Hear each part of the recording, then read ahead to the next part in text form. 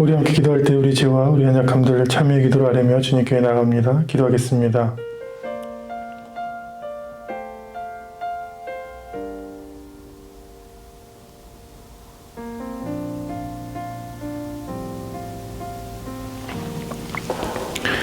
그리스도 예수 안에 있는 자에게는 결코 정죄함이 없나니 이는 그리스도 예수 안에 있는 생명의 성령의 법이 죄와 사망의 법에서 너를 해방하였음이라. 아멘. 사도신경으로 우리의 신앙을 함께 고백합니다. 나는 전능하신 아버지 하나님 천지의 창조주를 믿습니다. 나는 그의 유일하신 아들 우리 주 예수 그리스도를 믿습니다. 그는 성령으로 잉태되어 동정녀 마리아에게서 나시고 본디오 빌라도에게 고난을 받아 십자가에 못 박혀 죽으시고 장사된 지 사흘 만에 죽은 자 가운데서 다시 살아나셨으며 하늘에 오르시어 전능하신 아버지 하나님 우편에 앉아 계시다가 거기로부터 살아있는 자와 죽은 자를 심판하러 오십니다. 나는 성령을 믿으며 거룩한 공교회와 성도의 교제와 죄를 용서받는 것과 몸의 부활과 영생을 믿습니다. 아멘. 오늘 우리에게 주신 하나님의 말씀은 사도행전 2장 1절에서 47절 말씀입니다. 1절로 47절 말씀을 교독합니다. 오순절 날이 이미 이름에 그들이 다 같이 한 곳에 모였더니 호련히 하늘로부터 급하고 강한 바람 같은 소리가 있어 그들이 앉은 온 집에 가득하며 마치 불의 혀처럼 갈라지는 것들이 그들에게 보여 각 사람 위에 하나씩 임하여 있더니 그들이 다 성령의 충만함을 받고 성령이 말하게 하심을 따라 다른 언어들로 말하기를 시작하니라. 그때 경건한 유대인들이 천하 각국으로부터 와서 예루살렘에 머물러 있더니 이 소리가 남에 큰 무리가 모여 각각 자기의 방언으로 제자들이 말하는 것을 듣고 소동하여 다 놀라 신기하게 여기 이르되 보라 이 말하는 사람들이 다 갈릴리 사람이 아니냐. 우리가 우리 각 사람이 난 곳 방언으로 듣게 되는 것이 어찌 됨이냐. 우리는 바데인과 메데인과 엘람인과 또 메소보다미와 유대와 갑바도기와 본도와 아시아 부르게아와 밤빌리아, 애국가 및 구레네에 가까운 리비아 여러 지방에 사는 사람들과 로마로부터 온 나그네 곧 유대인과 유대교에 들어온 사람들과 그리스인과 아라비아인들이라 우리가 다 우리의 각 언어로 하나님의 큰 일을 말함을 듣는도다 하고 다 놀라며 당황하여 서로 이르되 이 어찌 된 일이냐 하며 또 어떤 이들은 조롱하여 이르되 그들이 세술에 취하였다 하더라. 베드로가 11사도와 함께 서서 소리를 높여 이르되 유대인들과 예루살렘에 사는 모든 사람들아 이 일을 너희로 알게 할 것이니 내 말에 귀를 기울이라. 때가 제3신이 너희 생각과 같이 이 사람들이 취한 것이 아니라 이는 곧 선지자 요엘을 통하여 말씀하신 것이니 일러스되 하나님 말씀하시기를 말세에 내가 내 영을 모든 육체에 부어주리니 너희의 자녀들은 예언할 것이요 너희의 젊은이들은 환상을 보고 너희의 늙은이들은 꿈을 꾸리라. 그때 내가 내 영을 내 남종과 내 여종들에게 부어주리니 그들이 예언할 것이요 또 내가 위로 하늘에서는 기사를 아래로 땅에서는 징조를 베풀리니 곧 피와 불과 연기로다. 주의 크고 영화로운 날이 이르기 전에 해가 변하여 어두워지고 달이 변하여 피가 되리라. 누구든지 주의 이름을 부르는 자는 구원을 받으리라 하였느니라.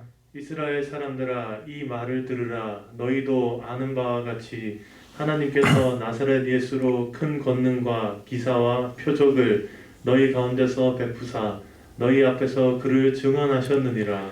그가 하나님께서 정하신 뜻과 미리 하신 대로 내준 바 되었거늘 너희가 법 없는 자들의 손을 빌려 못 박아 죽였으나 하나님께서 그를 사망의 고통에서 풀어 살리셨으니 이는 그가 사망에 매어 있을 수 없었음이라.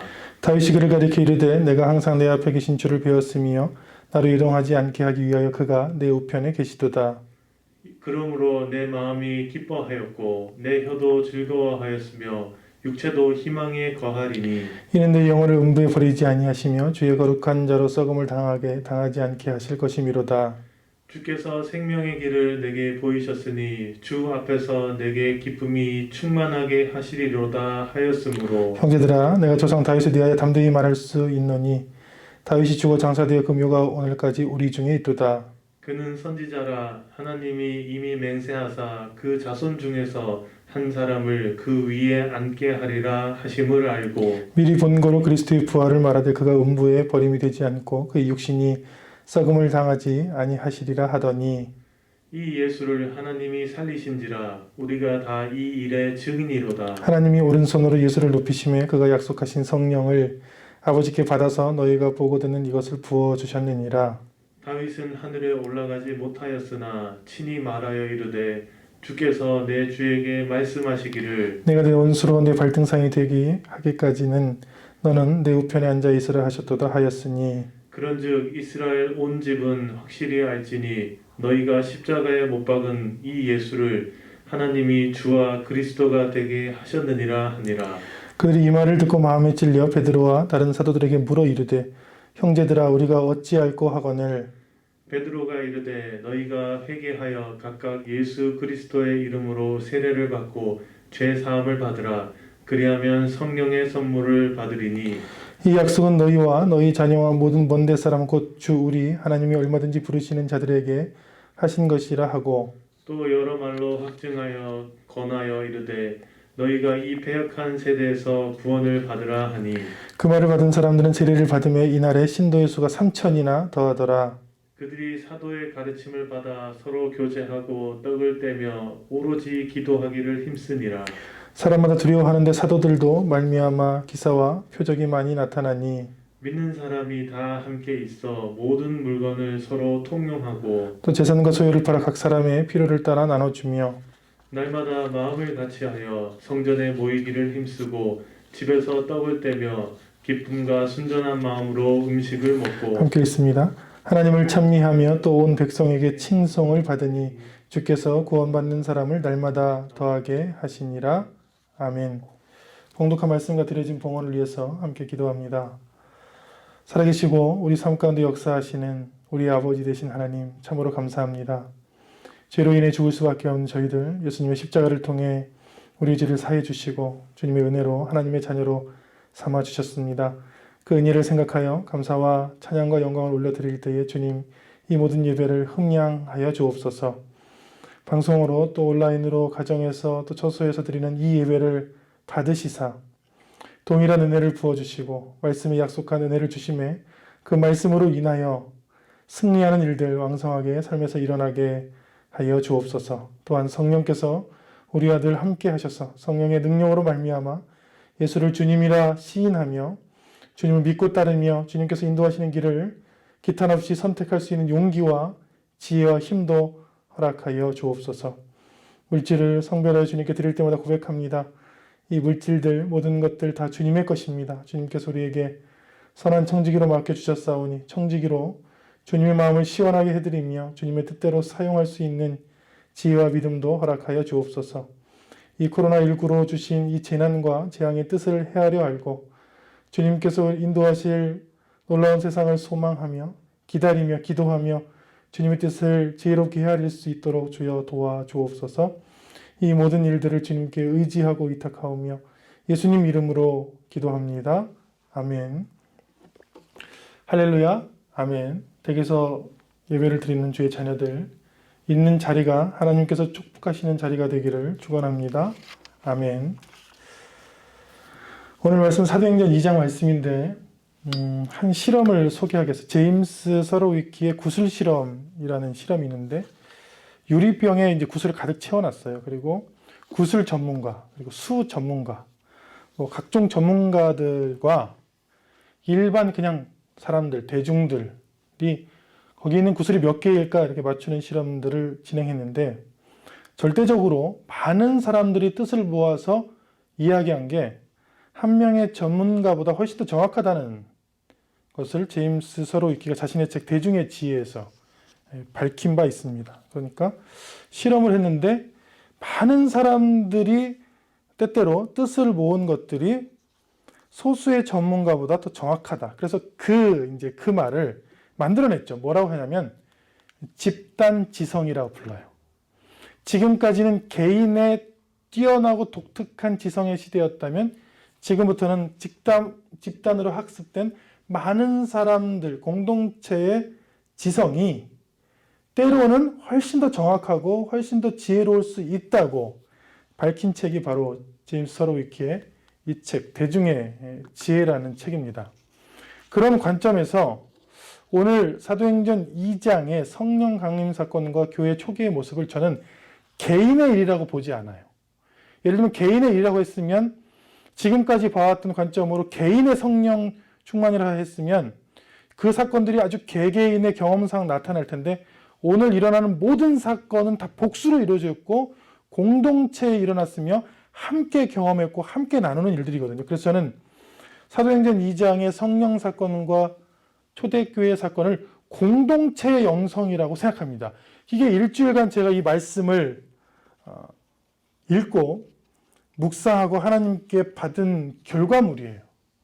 성령이 강림한 사건, 성령이 충만한 사건, 성령께서 인도하시는 삶을 개인의 카리스마나 개인의 능력이나 개인의 은사로 보지 않는, 성령 강림 사건이 본격적으로 가장 놀랍도록 일어난 게 바로 사도행전 2장이잖아요. 그런데 그것이 이렇게 시작된단 말이죠. 1절에 보면 오순절 성령 강림 사건이죠. 오순절 날에 다락에 모였는데 120명 정도가 모였다고 합니다. 성경에 보면 그들이 다 한 곳에 모였다 이렇게 표현되어 있어요. 보통은 이제 이 구절들이 유명해요. 뭐 하늘로부터 급하고 강한 바람 같은 소리가 있고 뭐 마치 불의 혀같이 갈라지고 성령의 충만을 받는다는 것들이 지금까지 굉장히 강조되어 있었습니다. 그런데 성경을 자세히 읽어보면 성령을 받는 사람들이 그들이 다 성령의 충만함을 받고, 그러니까 즉 기도를 열심히 한 사람은 받고 그렇지 않은 사람은 안 받는 사건이 아니에요. 거기 있는 모든 사람들이 공동체 전체가 성령의 충만함을 체험하는 사건이거든요. 그러니까 성령의 은사, 이 강조점이 다른 거죠. 성령의 은혜의 은사를 카리스마라 합니다. 지금까지는 이 성령의 은사를 이 카리스마로 이해했어요. 카리스마. 그러니까 교회에서도 설교를 들어보면 여러분들은 이 성령의 은사가 없습니다. 더 충만하게 받기 위해서는 날 따라왔어요. 근데 정말 엉터리 같은 거는 정말 이러면 안 되는데 그건 약장수보다도 더 못하는 건데 목사님들이처럼 뭐 여러분 할렐루야를 빨리 하다 보면 성령 받아요 한다든지 뭐 성령을 빨리 받는 법, 뭐 잘 받는 법 이렇게 이야기하는데 그것은 사기입니다.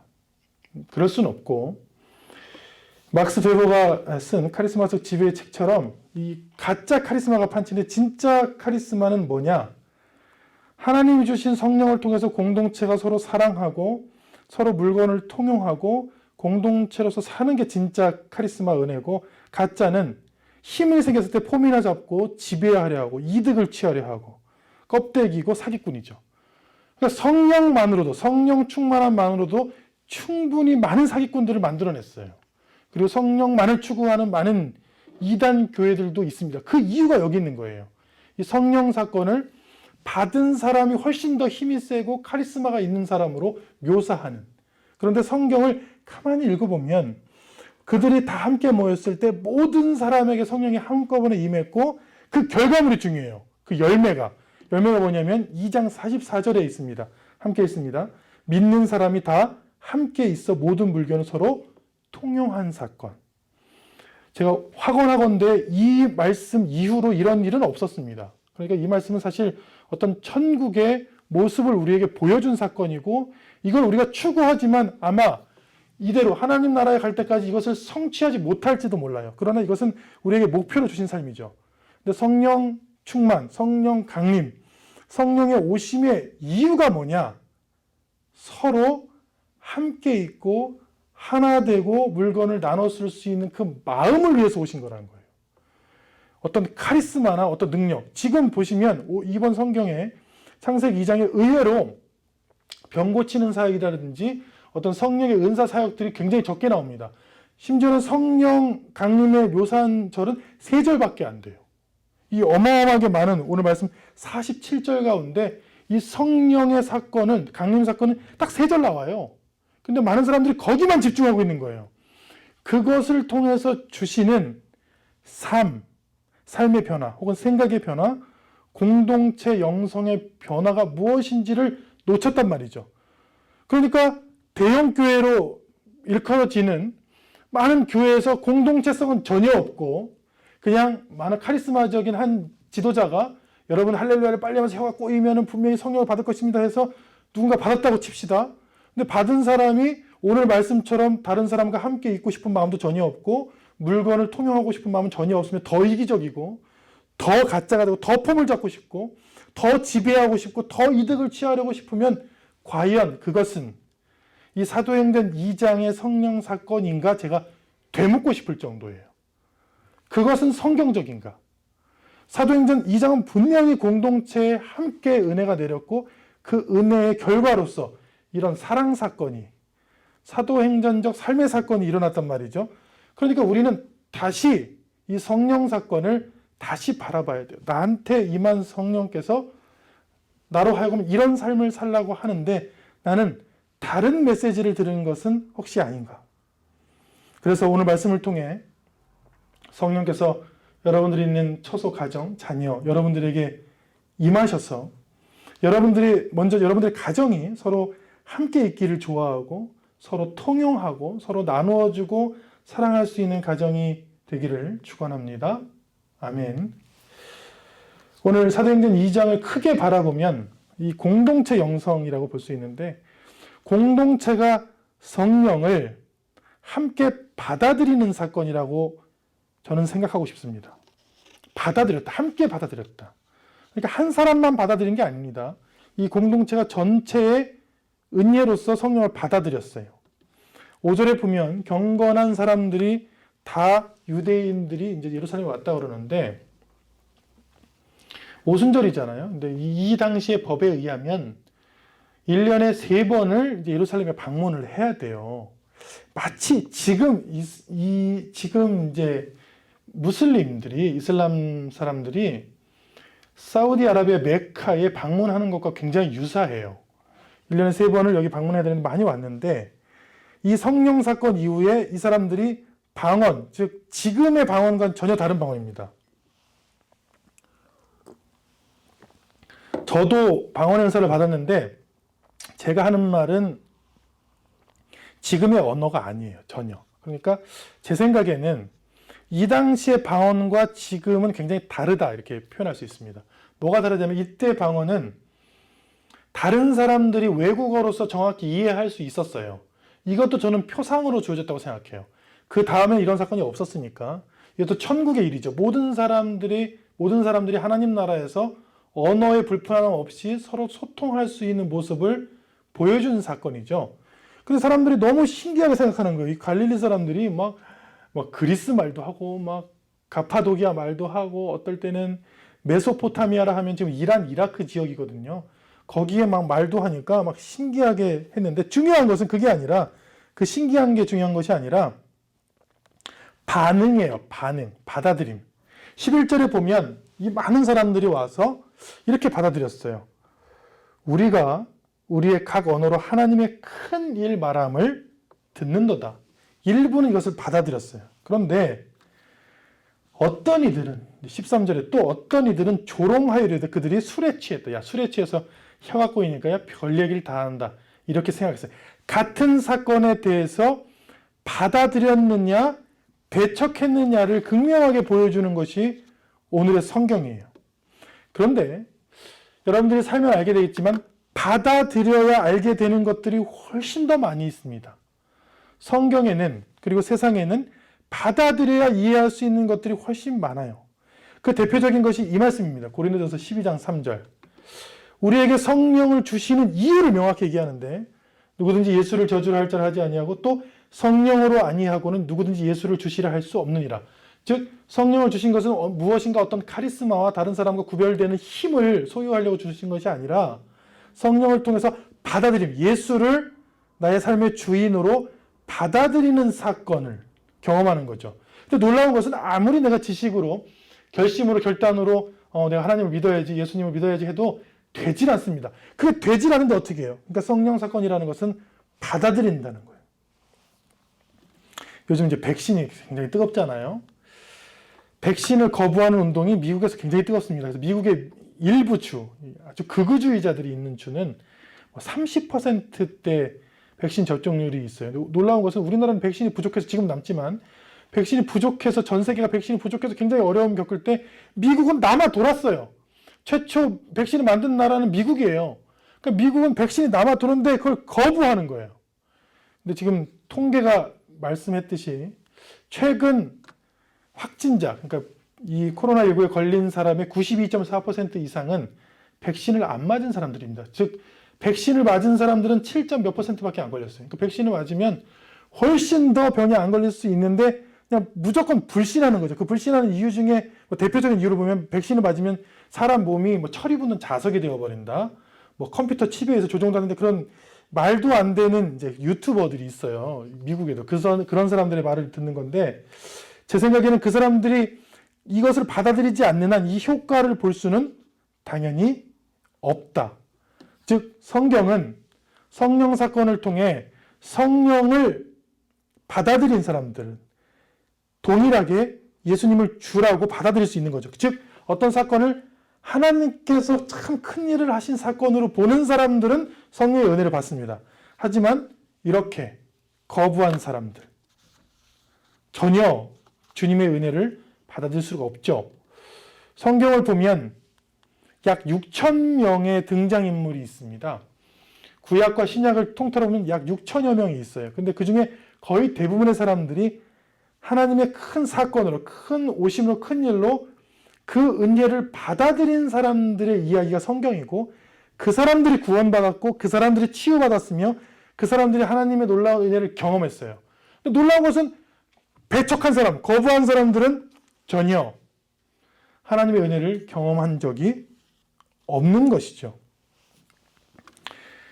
오늘 말씀은 그 받아들인 사람들의 숫자만 헤아립니다. 그 당시에 수십만 명이 있었는데 41절에 그 말을 받은 사람들은 세례를 받았고 이날의 신도의 수가 3천이나 더했다. 그러니까 3,000명이 많은 수를 얘기한 것이 아니라 받아들인 사람을 이야기한 것이죠. 그리고 42절에도 받는 이야기가 나옵니다. 그들이 사도의 가르침을 받아들여 서로 교제하고 떡을 떼며 오로지 기도하기를 힘썼다. 즉 예수님을 직접 목격한 제자들의 말씀을 받아들인 사람들의 이야기. 우리도 마찬가지입니다. 오늘 말씀을 들을 때에 비록 내가 집에서 있는 자리에서 예배를 드리지만 이 말씀을 하나님의 큰 사건으로 받아들이면 이 동일한 은혜가 나에게도 혹은 우리에게도 우리 가정에게도 임하는 것이죠. 그렇게 믿는 여러분들에게 이 은혜가 임할 줄로 믿습니다. 아멘. 사도행전을 이제 크게 보면 공동체 영성이라고 볼 수 있는데 이 성령 사건조차 공동체가 말씀을 받아들인 사건이에요. 공동체가 하나님의 말씀을 하나님의 말씀으로 받아들인 사건이 사도행전 2장인데 이 아주 논란이 되고 아주 막 굉장히 힘이 있는 이 말씀을 한번 보겠습니다. 호련히 하늘로부터 급하고 강한 바람 같은 소리가 있어요. 소리가 있는 거죠, 집안에. 3절에 마치 불의 혀처럼 갈라지는 것이 그들에게 보여 각 사람에게 불처럼 갈라지는 은혜가 있었고 4절에는 그들이 다 성령의 충만함을 성령의 말하게 하심을 따라 막 다른 언어들로 말하기를 시작한 놀라운 사건. 그런데 이제 딱 3절 이제 보고가 돼 있어요. 이 비슷한 사건이 1907년 평양의 장대현 교회에서도 있었거든요. 근데 그 일이 그 이듬해인 1908년에 런던 타임즈에 기고가 됩니다. 신기한 사건이니까 성령이 막 임했던 사건이니까요. 그런데 오늘 2장을 천천히 한 절 한 절 읽어보면 압도적으로 많은 성경에 이 말씀이 나옵니다. 12절부터 보면 14절부터 보면 베드로가 이 사람들에게 말씀을 하기 시작합니다. 내 말에 귀를 기울여 말씀을 해요. 15절 계속 말씀에서 어디서 끝나냐면 말씀이 40절에서 끝나요. 그러니까 지금 우리가 읽는 사도행전의 대부분의 내용은 어떻게 보면 베드로가 했던 구약과 신약의 어떤 말씀 선포예요. 그러니까 분량만 제가 비교해봤어요. 분량만. 신비한 성령의 은사는 3절 나옵니다. 예수님이 왜 그리스도인지를 확증하고 선포하는 말씀은 27절이 나옵니다. 무려 9배예요.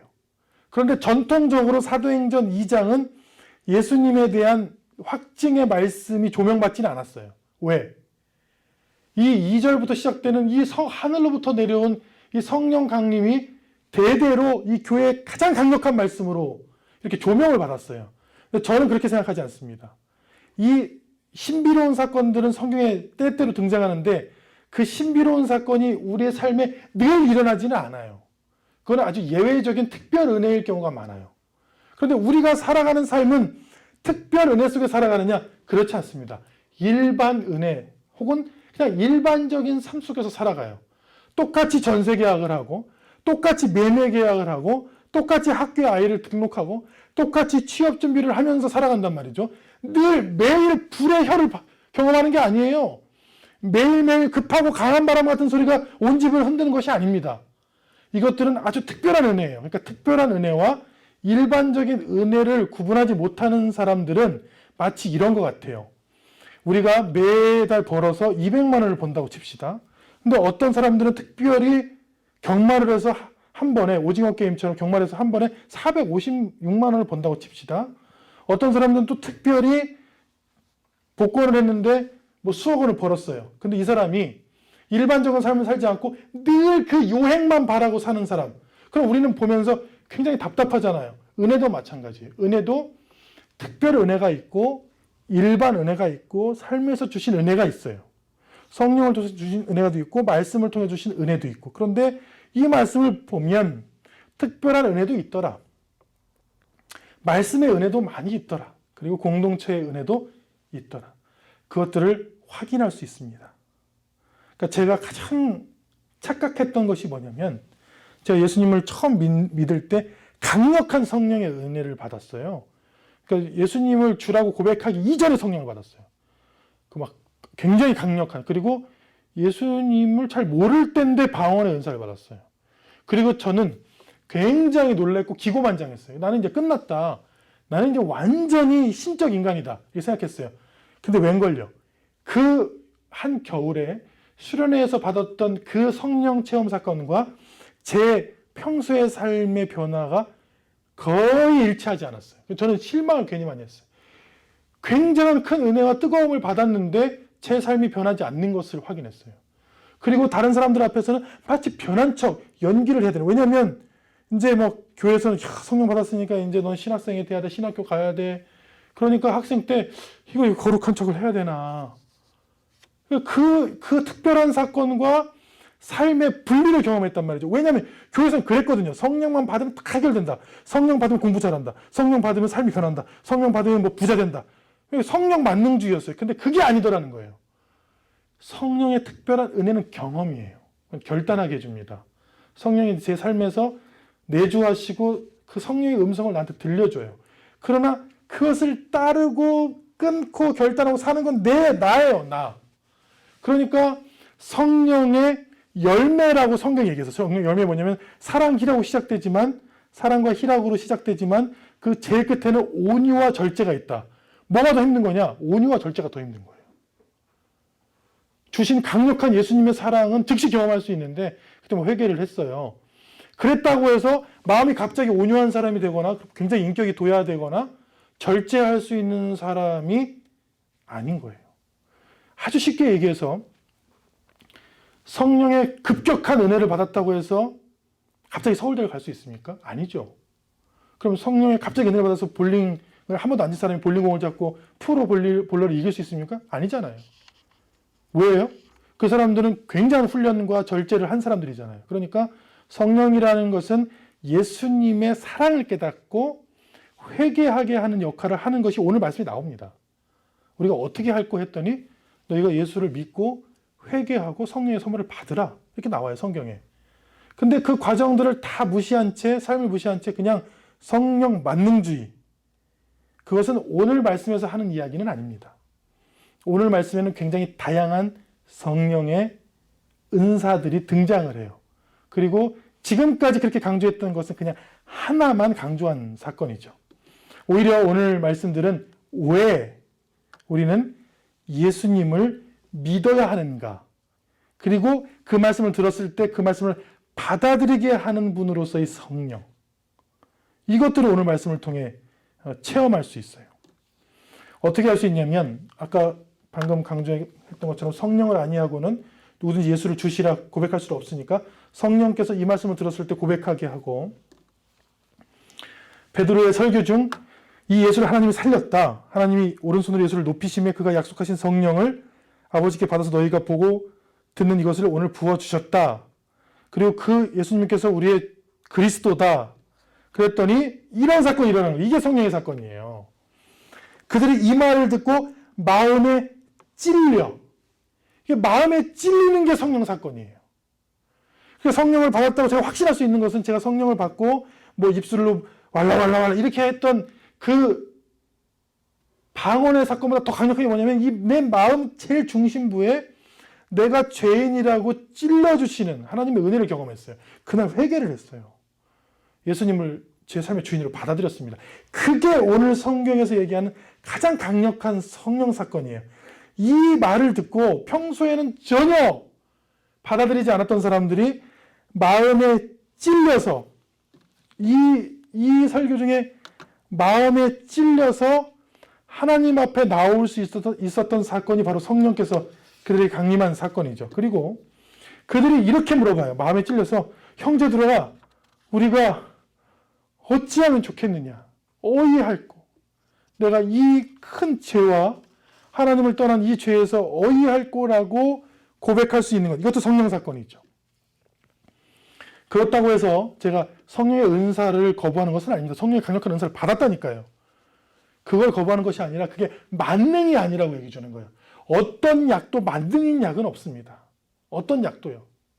저한테 와서 그래요. 어떤 분이 아스피린은 뭐 버드나무 잎에서 추출해서 뭐 만능이다. 그거를 조금씩 소량 복용하면 뇌졸중을 예방한다더라. 그 말이 일부 맞습니다. 약학에서. 이 아스피린이 독일 바이엘사에서 만드는데 그 성분의 거의 대부분 성분은 우리나라 천안 지역에서 자생하는 능수 버드나무의 추출액으로 만들어요. 사실요. 그거를 조금씩 복용하면 좋은 점은 있어요. 뭐냐면 뇌졸중의 확률을 많이 낮춰줘요. 그런데 만능은 없다고 그랬잖아요. 단점은 일부 사람들에게 심각한 위출혈이 일어나요. 뇌는 좋은데 위는 빵꾸나. 위는 펑크가 나요. 그럼 좋은 약이라 할 수 있겠습니까? 제가 이제 공부를 하면서 의학을 공부하고 약학을 공부하면서 느낀 게 뭐냐면 만능은 없다는 거예요. 만능. 백신은 좋을 수 있지만 뭐가 있어요? 부작용이 있을 수도 있다. 그러니까 만능처럼 이야기하는 은혜가 과연 되는가?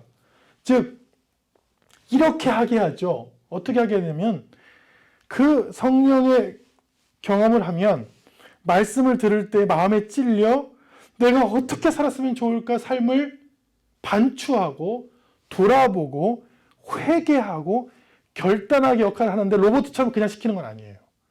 본인이 합니다. 본인이 해요. 자유의지를 하나님께 선물 받은 이 인간이 그 성령의 사건 가운데서도 거부하기도 하고 받아들이기도 하고 그 받은 은혜를 지키기도 하고 절제하기도 합니다. 그런데 그 가슴을 치면서 회개하는 사건을 일으키는 것은 반드시 성령 사건이에요.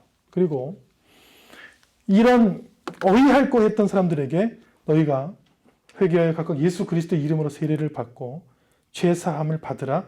그리하면 성령의 선물을 받을 것이다. 세 가지를 얘기해요.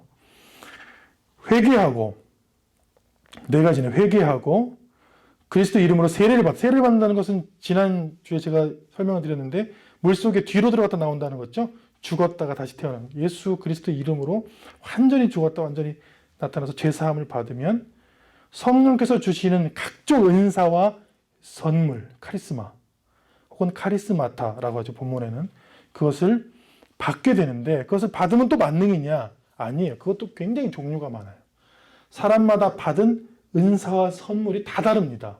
근데 이것을 인정하지 아니하고 그냥 뜨거운 성령만 받으면 다 될 것이라는 것은 그게 아니라는 것은 초등학생도 알 수 있어요. 제가 부정적으로 얘기하는 것이 아니라 오히려 긍정적으로 얘기하는 것입니다. 여러분들은 성령의 은사를 받은 사람들이에요. 어떻게 해요? 다 각자 다르게. 그리고 선물이기 때문에 우리가 선택할 수도 없었습니다.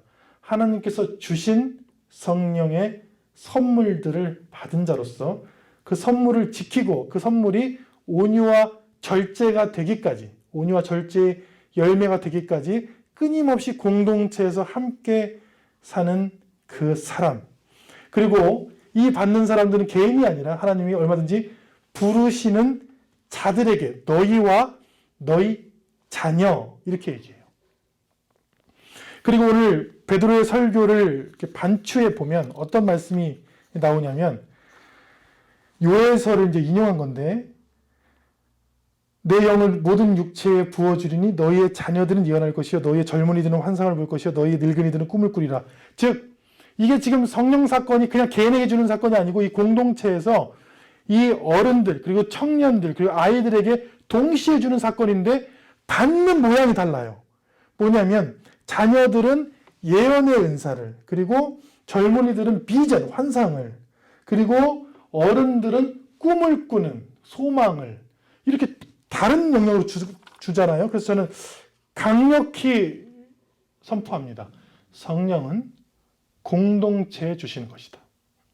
작게는 가정, 크게는 교회 공동체. 근데 공동체성을 부정하고 아주 개인만 더 뛰어나고 더 뽐내고 싶고 더 취하고 싶은 사람들이 어떤 파워와 힘으로써 성령의 은사를 논하는 것은 다른 데는 몰라도 사도행전 2장의 성령 강림 사건은 전혀 다른 것이다. 반대로 공동체의 삶을 살고자 하는 나 혼자 사는 것이 아니라 다른 사람과 함께 더불어 예수 그리스도의 이름으로 사랑하고 살고자 하는 이 복음을 서로 나누고자 하는 제 언어로 얘기하면 공동체가 사도행전의 삶을 살고자 하는 사람에게는 능히 성령께서 함께 하신다. 이미 성령을 받았다. 그러니까 사도행전의 삶은 마치 이상 같아요. 사도행전의 삶을 감히 여러분들에게 그렇게 살라고 말하기도 힘듭니다. 왜냐하면 저도 그렇게 살질 않으니까요. 제가 갖고 있는 재산을 다 팔아서 서로 통용하고 줍니까? 그럼 여러분은 그렇게 합니까? 아니면 저 뒤에 있는 전도사님은 지금 전세 계약할 그 돈을 했는데 그걸 다 팔아서 가난한 사람 다 나눠주고 옵니까? 아니잖아요. 근데 왜 우리는 이 말씀을 봅니까? 사도행전의 삶을 바라보는 것이죠. 하나님 나라의 삶으로서 바라보는 거예요. 그럼 지금 성령의 은사를 받았다고 방언하는 사람들은 독일어를 저보다 잘합니까? 아니죠. 그런 은사를 받은 사람은 없죠. 왜? 이것은 이때 일어난 일이잖아요. 지금은 그걸 기도하라고 주셨다거나 지금 상황에 다시 주시는 것이죠. 그러니까 사도행전에서 주셨던 그 공동체의 삶은 마치 하나님 나라에서 사람들이 언어도 없이 장벽도 없이 아무런 소유도 없이 함께 사는 모습들을 이때 보여주신 것이고 그것이 우리의 목표가 될 수 있죠. 목표. 우리가 표대를 향해서 가는 목표. 우리는 불완전하지만 완전한 목표가 될 수 있죠. 그래서 교회는 그렇게 살려고 애쓰는 거죠. 사도행전의 삶을 살려고 애쓴다. 어떻게 혼자가 아니고 같이요. 함께요. 그런 의미로서 이렇게 이걸 전할 수 있습니다. 믿는 사람이 성령 받으니까 다 함께 있고 모든 물건을 통용하기도 하고 재산과 소유를 팔아 각 사람의 필요를 따라 나눠주며 제가 이걸 45절을 잘 못 읽어요. 이것을 하는 사람이 없는데 그러나 읽습니다. 근데 어디서부터 시작되냐면 지금 시대 말고요. 지금 시대 말고 예전에 그냥 동리에서 시골에서 많은 사람들이 우리가 좀 수박이 많고 또 옥수수가 많으면 다 가서 나눠 먹던 그 시절을 한번 생각해 봅니다. 그때의 마음이 얼마나 기쁘고 순전했던가. 근데 그런 본래적인 마음으로 돌이켜준 그런 사건. 근데 그런 마음들은 우리가 품는 것이 아니라 하나님께서 주시는 선한 마음이다. 성령께서 주시는 마음이다. 절대로 인간의 이기심으로 도달할 수 없는 것이다. 성령을 받아들일 때만 그 모습으로 닮아갈 수 있다. 이렇게 선포합니다. 그래서 그냥 이 말씀을 그냥 문자 그대로 여러분 갖고 있는 그 집 다 팔아서 하세요. 이렇게 설교할 수 없고 도리어 교회 공동체가 돈이 남거든 건물을 짓거나 어떤 자기를 과시하기 위한 카리스마로 쓰시지 마시고 교회 공동체에서 남는 선한 하나님의 돈들을 서로 통용하고 나눠주고 소외되고 가난하고 힘든 사람들을 돕는 일로 쓰면 오늘 성경과 굉장히 비슷한 모습이다. 왜? 이것은 공동체에 주신 성령의 모습이니까. 먼저는 더 주님의 교회, 우리 교회가 그리고 주님이 사랑하시는 교회들이 이런 교회가 되기를, 이런 공동체가 되기를 축원합니다. 아멘. 그러니까 사도행전 2장은 하나님 나라의 삶을 경험하는 거예요. 경험했던 사건이고 심지어 이들도 훗날에는 그렇게 살지도 못했습니다. 보면 이때는 경험했지만 훗날에 계속 이렇게 살았다는 증거가 성경에 없어요. 46절에 보면 마음을 같이 성전에 모이고 떡을 떼며 기쁨과 순전한 마음으로 음식을 먹었다고 했는데 하나님 나라의 삶을 집에서 경험해 집에서 떡을 뗐다는 건 이 떡을 뗐다는 것은 애찬식을 의미해요. 성찬식을. 그러니까 집에서도 하나님을 찬양하고 예수 그리스도의 죽음을 기념했다는 것을 의미하고 그러니까 집이 천국이에요. 아직 천국은 아니지만 천국을 맛보는 곳으로서의 그런 가정 혹은 교회 공동체. 기쁨과 순전한 마음으로 음식을 먹었다고 했는데 이것도 마찬가지예요. 기쁨과 순전한 마음이 회복되는 공동체.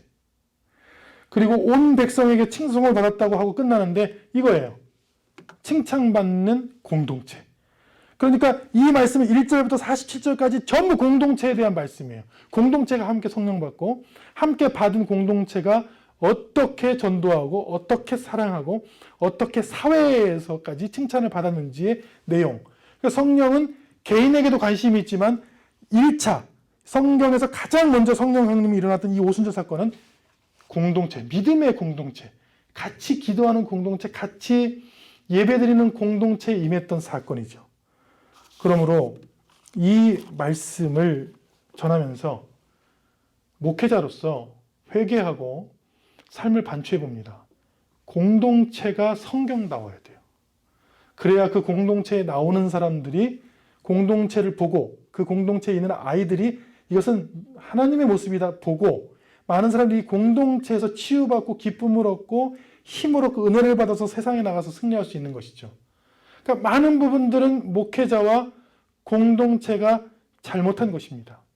그리고 이 공동체의 영성이 회복돼야지만 가정과 개인의 영성도 회복되는 것이고 공동체가 가진 성령을 바라보는 그 관점 그리고 성령의 사모, 성령의 은사들이 건강하게 말씀으로 회복돼야만 사람들이 이상하게 되지 않는 것이죠. 공동체가 서로 나눠주고 사랑하는 것들을 해야 거기에 속한 개인들도 삶의 자리에서 그렇게 살 수 있는 것이죠.